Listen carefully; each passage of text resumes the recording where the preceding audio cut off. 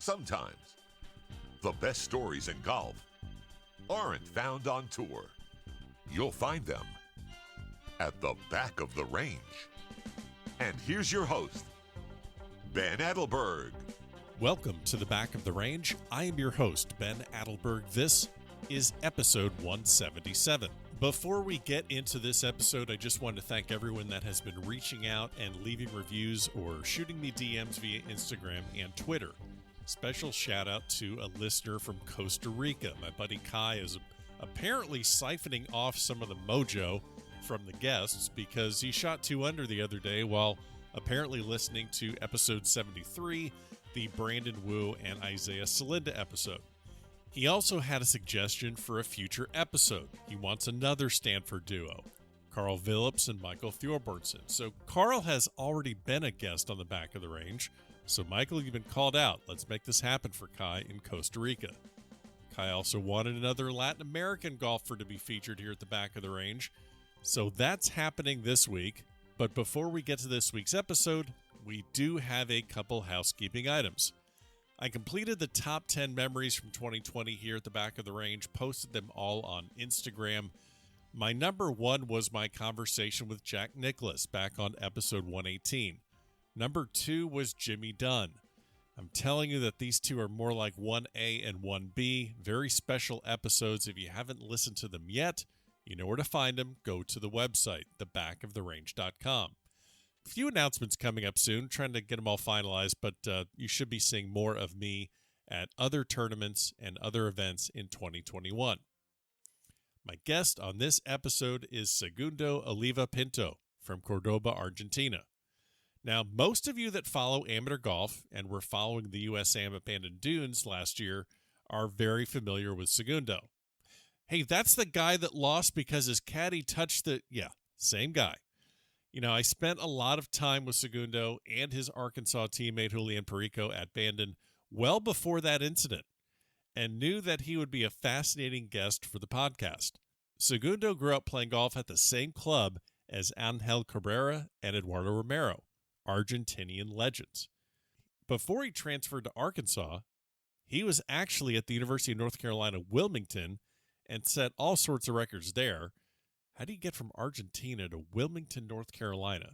So the wheels were already spinning when I was talking to Segundo. I figured, man, he's going to have some great stories. I would love to hear them in a conversation.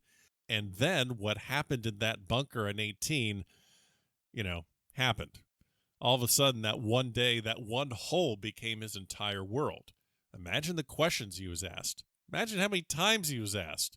Multiply that by 100 and then double it. So I decided to put Segundo's episode on hold for a bit, told him I wanted to talk to him about more than just the USAM, and I'm so glad that I did. Segundo is a phenomenal player. You're going to see a lot of him in the next couple of years at Arkansas. If you like the Julian Perico episode, you are going to absolutely love this one. So let's get started. Segundo, welcome to the Back of the Range. How are you? What's up, Ben? Thanks for having me. I'm doing great. Awesome, man. Well, I mean, luckily with the benefit of technology, we are able to talk today and kind of recap 2020 and catch up on a few things. And you are currently in your home country of Argentina.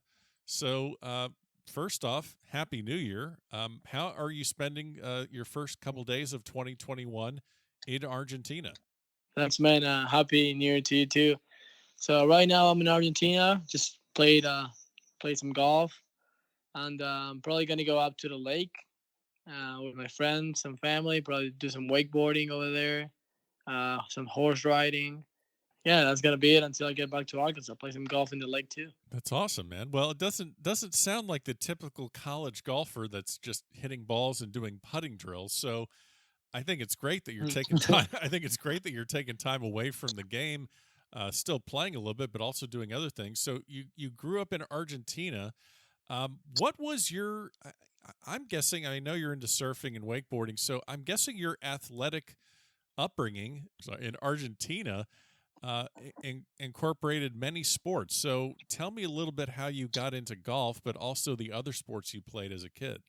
I did a lot of things when I was a kid. I played a lot of soccer, competed in tennis with a bunch of guys that are now D1 college players Oh, wow. in tennis. Then I did snowboarding, surfing, wakeboarding. Did a lot of things because my dad wanted us out of the house as much as possible, Okay. and I guess he liked us to be able to do these sort of things. And me and my brothers, we all like adrenaline, I guess. And so we were all doing a lot of sports. And I kind of got into golf after I quit tennis because I sucked at it. And yeah, I mean, I honestly realized at 13, like, I'm not getting anywhere with this. So we live near a golf course. My dad said, let's go try it out. I played a couple rounds before, but nothing serious. Okay. And I just, when I was 13, I really got into it. And I guess I never stopped. It doesn't sound like you came from a household where it was golf all the time. It was, like you said, many different sports. And, growing up in Cordoba, Argentina, anyone that really follows the game of golf, when they hear Cordoba, immediately they have to think of Angel Cabrera, Eduardo Romero. Now, you grew up playing at Cordoba, so that's their home course as well. So I can't think of a better introduction to the game than being there. Yeah, I mean, that is true. Cabrera and Romero, both major champions, they both live like a couple blocks away from my house. I know both of them very well. And yeah, I mean, they were huge icons for me, especially Cabrera because he was winning when I was growing up. Sure. It was just amazing. I always saw him play, and I was like, I want to be this guy. I want to play with him one day. I want to play like him, and hopefully even better. But what he did is just amazing. So yeah, he was always my role model. Sure. Now, I'm just now thinking of watching him on TV and watching him compete in major championships. Obviously, a Masters champion, a U.S. Open champion, but he always seems to have a very relaxed demeanor. Nothing doesn't seem like much gets to him. And I've seen you play at the U.S. Amateur. I've seen you play at Merido, and you kind of have a similar approach, it seems, to the game. Did you kind of pick that up through him, or is that your personality, independently of him?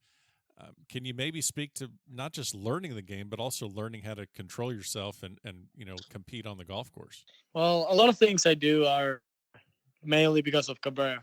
He doesn't know it, but it's true. Okay. One day I was playing with him, and I asked him when we were playing. I was like, "Hey, Pato," that's what we call him. Were you like kind of scared, when you were going down the stretch of the Masters? And he told me the only time that I was scared is when I was growing up and I didn't have any food. So that kind of stuck in my mind, and I guess that's how the way I play. I don't thank God that I don't have to concern about any of those concerns. Right. But yeah, I mean, I thought if Cabrera was playing that bold, I should do kind of the same thing. That's I'm really glad you shared that story, because most people that are growing up playing, whether collegiate, juniors, whatever, they make such a big deal about whether it's, qualifying for this tournament or making it onto this team or what their, world amateur golf ranking is like. You're growing up looking up to an icon that doesn't mean anything to him. That doesn't mean anything at all. No, yeah, for sure. I mean, he's all about winning, and when he grew up, he had a really tough time, so he knows what it's like to come from the bottom, and he values everything he does a lot. Well, while we're talking about Argentina, we're going to talk about your collegiate career, not only at Arkansas, but also at the University of North Carolina in Wilmington. That's where you started your college career. But before we get to that, I really, I did want to skip past the fact that you had a nice top 10 at the Latin America Amateur Championship at Mayakoba at the beginning of 2020. Unfortunately, it's not going to be played in 21, and you and I know a Peruvian that's very upset about that. We'll get to him. We'll get to him later. But if I remember right, you were right there when your fellow countryman Abel Gallegos won the Latin America Amateur Championship at Mayakoba, and I think you're one of the first ones there, drowning him with water as he, made that last birdie on 18. Most casual golf fans would probably look at the Latin America and say, okay, the guy, the kid that wins is going to the Masters, and they don't really think much else of that tournament. But that tournament has such a huge impact to not just the players, but the countries that participate in that event. How special has that tournament been to you? Well, the luck is amazing. I mean, it was the first time that I played in Mayakoba last year, and we knew that an Argentina was going to win. I mean, we all felt like that because none of us had won before, and I'm glad that Abel won it because even if it wasn't me, I wanted someone else Sure. from my country to win. So I'm glad it was him, and it's just amazing. Like, I mean, it's like kind of like a new idol for Argentina because he played the Masters, even though he didn't perform at it. I mean, it's just amazing. The experience that he had playing practice round with Rory and Phil and Tommy Fleetwood. It's just awesome. What was the junior golf experience like in Argentina? I mean, lots of tournaments, lots of opportunities to play. I'm sure now when you're playing at the USAM or even when you're on campus, at Arkansas or playing in SEC tournaments, you see these, perfectly manicured golf courses and practice facilities where, whether it's getting on a TrackMan or a Sam Lab, putting lab, you have all these opportunities that, the best in the world. What was the kind of the junior golf experience like for you? Well, it was very different from probably a basic American golfer. That's right. Golf in Argentina, junior golf is hard. Like, I've traveled 16 hours in a bus to go play a practice run on a 2-day event. Oh, wow. Like it's like that. So we would travel. At one time, actually, I traveled 22 hours in a van. So we got there in the morning, like at 7, play practice round at 9, then play 2 rounds the next 2 days, and then back 22 hours. So and the conditions of the course were not really great. Like nothing compared to most courses I played in America. Right. Wow. The good courses here are really, really good. The thing is that the good golf courses here don't host any of those small events. Right. So you have this upbringing in Argentina, and you're moving up the ranks in junior golf, and obviously entering high school, and it's time to go to college. And you play your first 2 years of collegiate golf at the University of North Carolina in Wilmington. We're talking about this city in North Carolina, the United States, with a population of about 125,000. What did you know about Wilmington before you got there? How did you get to, how do you get from Cordoba, Argentina to Wilmington, North Carolina? It was weird. It was like a weird transition. I had a couple schools that I wanted to go, and I don't know. I wasn't getting much attention as I thought I deserved. But I mean, things happen for a reason. But Daniel Bowden, who was the assistant coach at that moment, he said, "Kid, I like your game. You're gonna come play with us. We're gonna give you this scholarship. It's gonna be pretty good." And without even thinking about it twice, I signed for that scholarship, and I didn't even visit. I just saw a couple pictures in the internet. I was like, okay, it's a cool place. It has a beach. I surf. There you go. What else do you need, right? Yeah. So I was like, all right, I guess I'm going to Wilmington. And I mean, it turned out to be an amazing experience. I had great 2 years over there. You have the this thing I'm looking at, kind of you set all sorts of records at this university and picked up, I believe you picked up 3 wins in the Colonial Athletic Association there, and making birdies is not a challenge for you, but I think it's safe to say that qualifiers are a bit of a challenge for you. And I not to harp on anything, but I find it funny. Well, not funny, but it's interesting how you miss qualifying for a tournament. So you get to go you miss qualifying for a tournament that ends up being canceled, and then you go to Caledonia to play this other tournament that the team gets into. I think there were some issues with hurricanes there. So you actually get to go play in a tournament that you didn't qualify for. So you're there as an individual, and you go ahead and win the damn thing by shooting, I think, 60, 61 in like the final round. So yeah, I hate qualifiers, man. What do you want me to tell you? Well, I guess what I want to know is, like, there's some players that are very successful with qualifiers. Like, they can walk through a USAM qualifier. It's no problem. It's not like you don't have the game for it. So, have you figured out why you have that issue?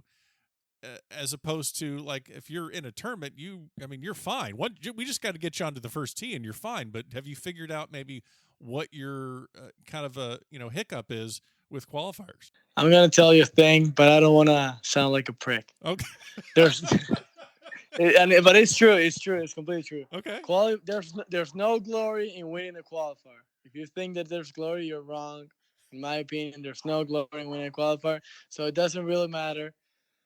I mean, it's like shooting 62 in a practice round. It's always nice, but it doesn't really matter. Well, I don't think it makes you sound like a prick, but I do need to kind of point out the fact that if you don't get through the qualifier, you can't play in the tournament. So, like, you have to. I mean, I hate to. I mean, this is just logic here. We got to get you through the qualifier. So, have you had any help at Arkansas, or have you figured out what you're going to do to just at least get through? You don't need to win it, but you got to. Well, yeah, top 5 you got to have though. I don't know if you know the story, but Tell me. We do stories around here. I'm talking to Brad. I'm like, hey, coach, I need to know that I'm gonna play. I'm not the best at qualifiers, and I'm telling you that in advance. So don't. If you're gonna bench me every time I miss a qualifier, we're gonna have to see another option. See, he says that okay, he accepts that, and then I go to Arkansas, shoot 80, 80, 80, 80 the first 4 rounds of the qualifier. First 4 rounds of the qualifier for first event. I'm sorry. Why am I laughing? I'm sorry. It's funny. Go ahead. Sorry. Go ahead. No, this is for real. Like 480s in a row. And I'm like, coach, don't you worry. I'm gonna do well at the tournament. And he said, all right, I trust you, whatever. I was in top 10 for the first event. I was close to the lead for a couple holes, and I missed a couple shots, but I mean, I came in first for the team of Arkansas by a couple shots, and I mean that's the type of coaching I need. And I know it sounds kind of crazy, but it's just the way I am. I don't know. I don't perform at qualifiers, but I think I do pretty well in tournaments because that's what drives me. All right, so we're just gonna, if we can just get you to the first tee, then you're fine. It's just the qualifiers. Okay, I'm glad you told me that story. Well, you have this great success, and I mean, you have 2 years there. You win multiple times, and now now you're going to Arkansas. Now you're going from the Colonial Athletic Association to the SEC, and I mean that's a big jump. I mean you're going against teams like Auburn and Florida and Alabama. This is arguably one of the strongest conferences in Division I. If you were a big fish in a small pond in Wilmington, well now you're in a big pond, which is the SEC and which is Arkansas. How did the transition go? How did you get to Arkansas from Wilmington? It was a big jump, I got to tell you that. Yeah. I mean, guys in Arkansas, they are treated really, really well. Wilmington is awesome, but Arkansas is just a different thing. It's so many luxuries, so many good things, facilities that are amazing. Are just something crazy out of this world. So when I got there, I was like, I'm a little bit shocked. This is like, when something is like too much, too good to be true, right? Yeah. So it was like that.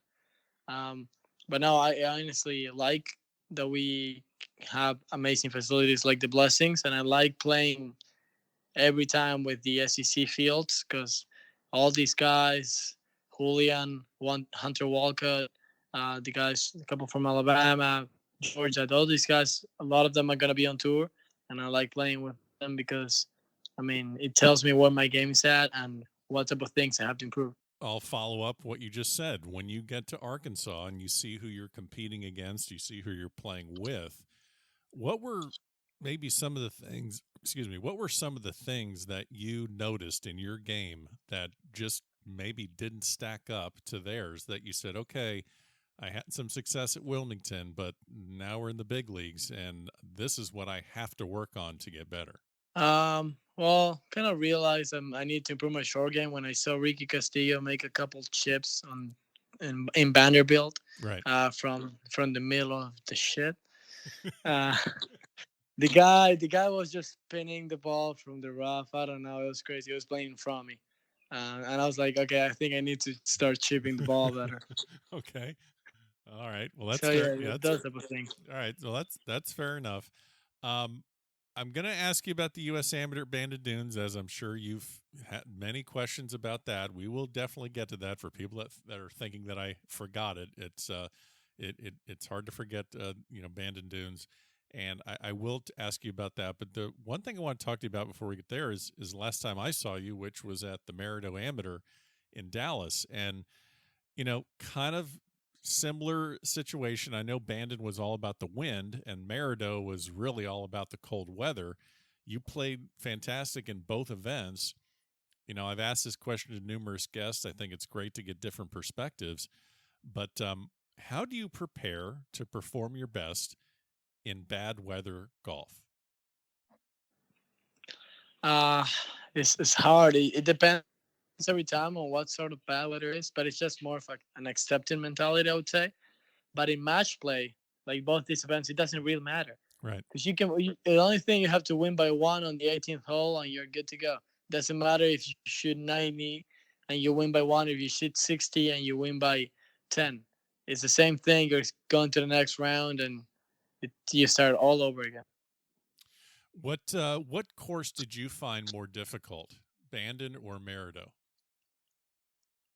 Well, I played both of these courses before Right. these events, and the Bandon was one of my favorite courses before the IM, and Merido was probably the hardest courses I ever played before this new event that they had. And I mean, I like Bandon because of the place and everything that it means, but Merido is just amazing because it's super demanding. It's just tough out of the tee. Every hole, there's no rest. There's no easy streak of holes. It's just always you have to be at 100% or you're gonna get a double bogey there really easy. You know that Albert Huddleston is listening to this episode, and he's just loving the fact that you like Merido so much. I'm guessing you might need to make another visit there in 2021 to the Merido Amateur. Well, yes, the problem about Merido is always I get there with a smile, and I always end up leaving like, dang it. It's a challenge. It's a proper challenge, and that's how I love a good challenge, especially if it's a golf course. But the thing is, every time I haven't been able to like dominate the course, Right.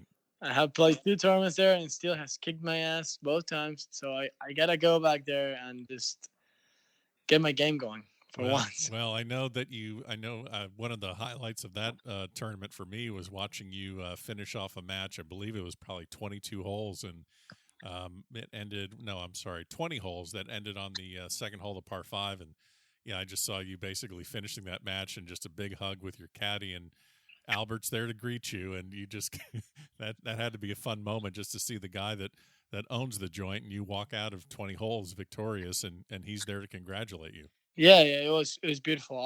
Albert is a great guy. I met him a couple of times, and he's always been very welcoming to me and to my friends that play in that tournament. Yeah, it was a great match play, the one that I played. And as I told you, it doesn't matter if you're in the 20th hole, 10th hole. You just gotta win and move on to the next round. Sadly, I got my ass kicked by Frankie Cappan in the next round, but I know. But it's golf. That's golf. Yeah, a lot of good players at that Merido Am. That's going to be a very competitive event for many years to come.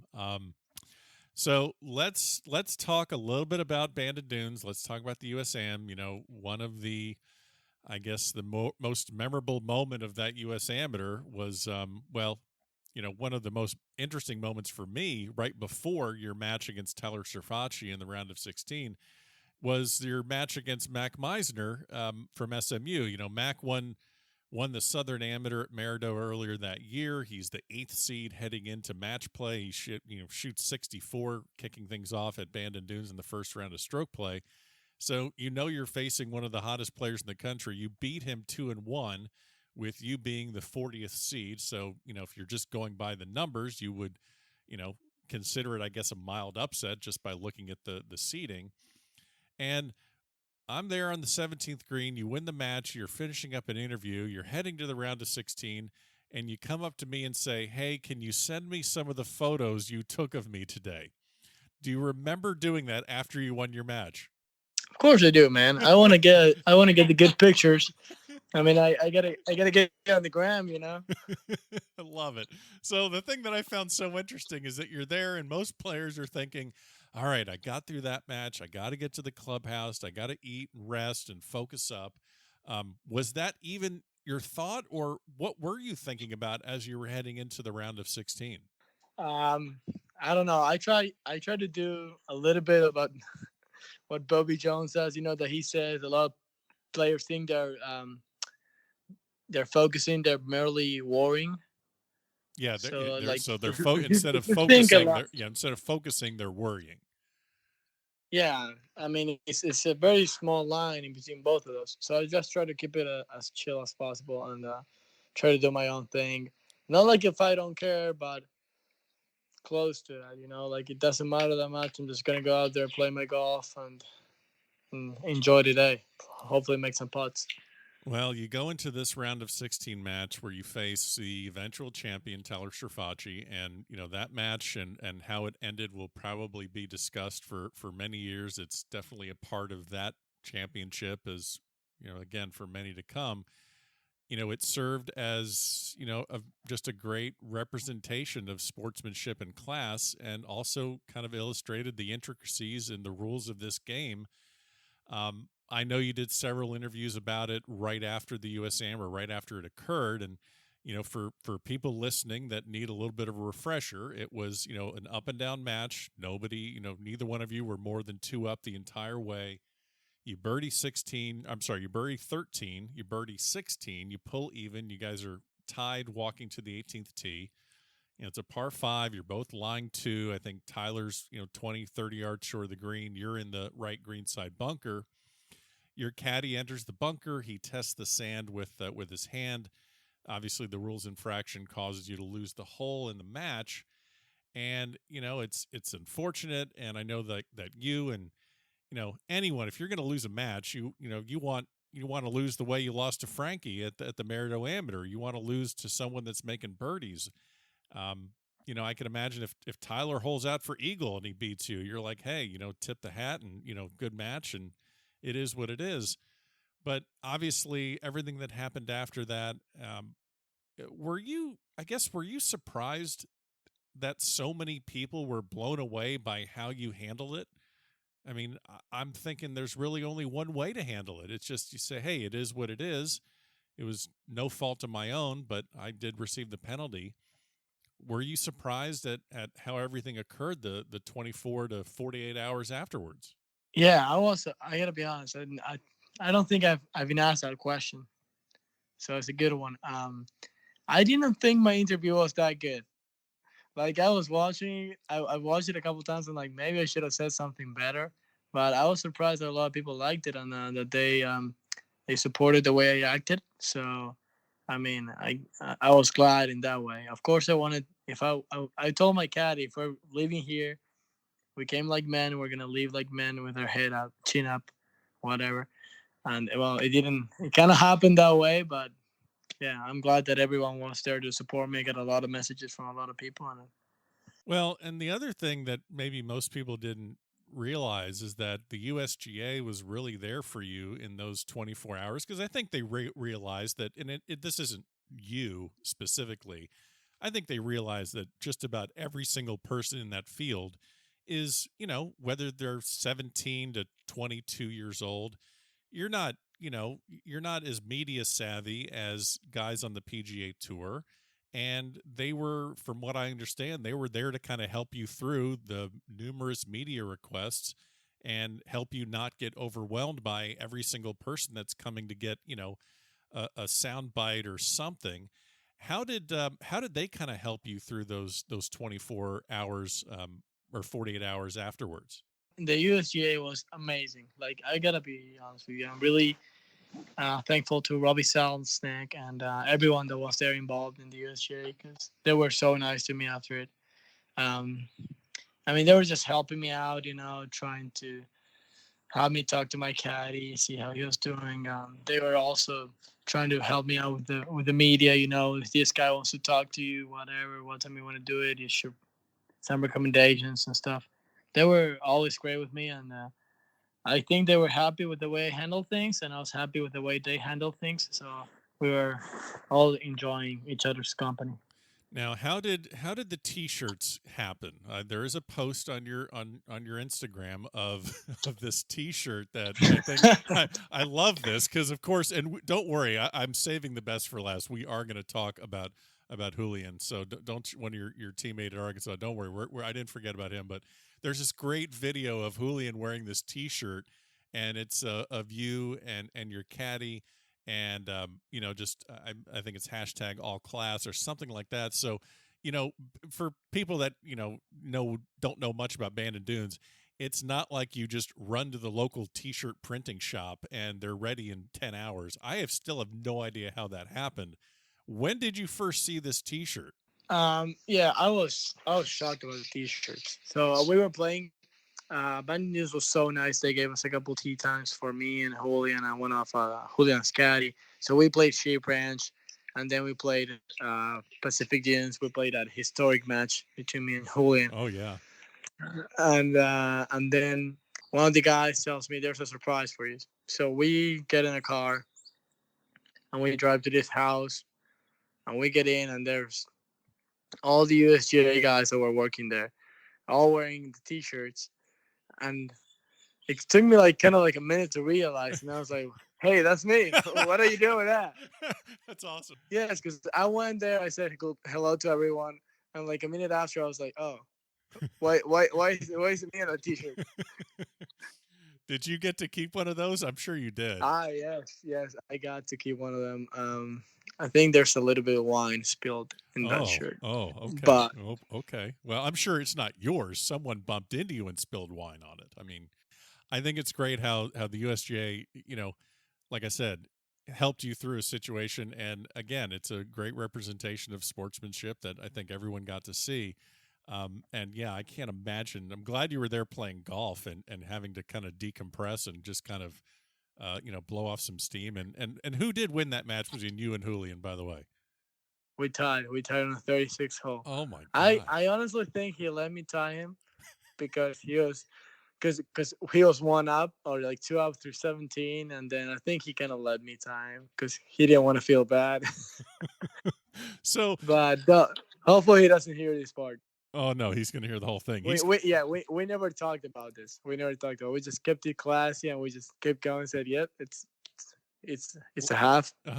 So a lot of 6-footers were probably given to each other, I'm guessing. Oh, of course, Yeah. A couple 6-footers, yeah, a couple. Yeah, absolutely. So, well, the guy we're talking about, who was just recently a previous guest here on the back of the range, Mr. Julian Perico, native of Lima, Peru, and your teammate at Arkansas. And I know you spent a lot of time together at Bandon. I was there.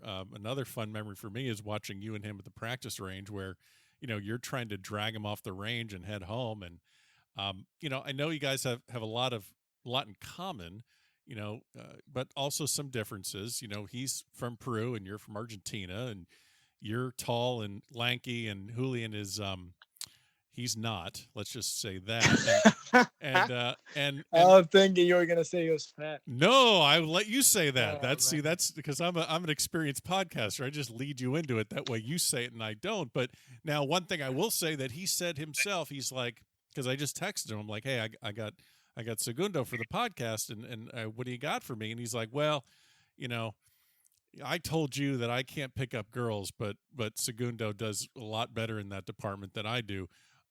When did you first meet Julian? So I met with Julian at a tournament in Chile. We were 15 or 16, and we went there to play a tournament. And I ended up winning that event. And Julian and I were staying in the same hotel with a couple of friends, and ended up going out to dinner every night. We were going to the mall with the other guys that were playing for the other countries. And I don't know, we kind of got kind of close, and then we started playing a couple tournaments in the U.S. We played the IMG in California, which he won. Then we played together in Baltusrol in the US Junior, and we stayed kind of friends since then. And I hear that he kind of maybe was a little bit of a recruiter for you to come to Arkansas. Yes, I'm really thankful with him. I told him several times he was a big influence on me going to Arkansas, because it's important to have a friend there to kind of give you the reference to the coach, and also because he was telling me how cool Arkansas was. Because I never expected to go to Arkansas when I first got to the U.S. because I never went to that section of the country, the Midwest. But it's now that I'm in Arkansas, I can tell you it's really underrated. It's an amazing place to be. People are so cool. Golf courses are so nice, and the weather is also great. So I mean, I'm really happy with it. What's the surfing like in Fayetteville, Arkansas? Not good, but we did went wake surfing Yeah. one time. It was pretty cool, man. I'm not as good in wake surfing as in surfing, but I mean, it was a lot of fun. I want to hit upon this. I mean, it's just too much fun to have just to pick on Julian. But we talked about this in his episode. He's like, I think he's like, I'm too friendly, and that's why I can't. I don't have a whole lot of luck with the ladies. I'm too much of a buddy. Now, I mean, he has helped you with your collegiate career and helped, advise you and say, hey, Arkansas, he's done a lot for you. What can you possibly do for him so that he can actually, pick up a girl every once in a while? Like, I mean, what advice can you give to him? Yeah, I guess I never thought about that sort of retribution. You kind of owe him. I mean, you're saying, I'm just listening to what you're saying. You're very thankful. You kind of owe him. Like, what you got to help him out a little bit. I kind of have to help him out, to be honest. Like, the thing is, like, he at least he's honest, I mean, Yeah. he gets friends on a lot, and so I gotta give him some. I think my best advice would be just get the girls friends on first. If a girl calls you, hey buddy, just call her like the same way. Just like treat her as a friend, and then she'll be like, oh, this guy's not into me, and then kind of drop the attention that way. Right. And he's too intense in it. He knows that a girl likes him, and then he's all for it. So yeah, you can't I show. think that's You a big can't. no, You you can't. can't. You can't. No. Yeah, you can't show that you're interested right away. That's the worst thing you could possibly do. No, yeah, you gotta be chill. It's similar to golf. If you want to go out there and do a birdie every single hole, you're gonna have some trouble on the way. You just gotta be like chill. Let the game come to you a little bit, and then take your chances whenever you have them. I mean, this is great. I mean, we're getting golf advice here. We're getting relationship advice here. This episode is becoming this is going to be a great episode. I mean, this is fantastic. You want some surfing advice or some I mean, snowboarding? I'm gonna give you a snowboarding advice. Okay, yeah. Do not go ahead. Do not try to do a 360 in the park, like in the snow park, because you're gonna end up with 6 screws in the middle plate in your right elbow, like I am. Okay, is that where that scar's from? Because I've seen a picture of your elbow, and I'm like, okay, maybe I'll ask him about how he came back from a golf injury to be, to play fantastic golf. So it doesn't sound like this was a golf injury. This was just you being dumb and snowboarding. Yeah, I was 15. I was snowboarding. I went to the park. It was cold in the morning, and I thought I can pull off the 360, and I definitely wasn't able to. So, yeah, it was a dumb mistake. And now I have all these screws in my right elbow, and every time, kind of like it is cold, I kind of like feel them cracking and moving around. But I mean, it's fine. I mean, I'm used to it. I have some worse stories, so. Well, we'll save those. We won't air those stories because there are still. You do have a college coach at Arkansas that would probably like you to be able to play some golf over the next couple of years. So we'll leave those out. Well, Segundo, this was a lot of fun. Long time coming. I'm really glad that you've had the right mindset moving forward after the USAM. I know that you're anxious to get back to Fayetteville for the for the spring season in the SEC, and great seeing you at Merido. I'm sure I'm going to see you a lot this year, and I'm really thrilled that you're here at the back of the range. Enjoy the new year in Argentina, and I'll see you soon. Thanks, man. Appreciate it. It's been a great talk with you. Always fun to have you around, and hope you can take some good pictures of me in the next event, just like you always do. Of course, man. And there you have it. Special thanks to Segundo Oliva Pinto for joining me on this episode here at the Back of the Range Golf Podcast. Don't forget, follow along on Facebook, Twitter, and Instagram. Website, thebackoftherange.com. That's where you find all the old episodes. There's 175 of them, so catch up. We'll see you again next time here at the Back of the Range.